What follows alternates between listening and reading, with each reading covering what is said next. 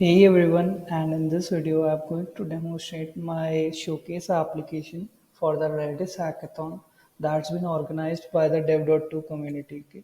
So as you can see, right now I'm the home screen and no file I have uploaded. So let's actually upload a file right now.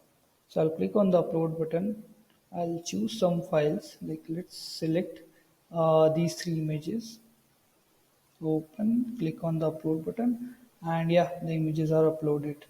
And if I click on one image, then you can see that yeah, image is also appearing here. So I can zoom in the image, I can zoom out in the image. Yeah, it works fine.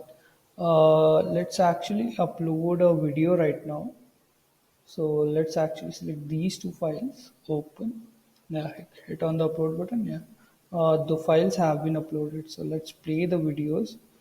Okay, this one and this one. Yeah, images and videos both are uploaded. So let's upload a song now.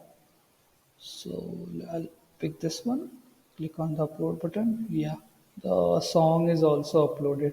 Awesome. Now let's move to the saved page of the website, and you can see right now I haven't saved any page, so it's showing empty. So let's actually save some files. Okay, let's save the video too. And by the way, if you can see that, yeah, the files are also compressed now. So it's all asynchronous and event driven thanks to Redis.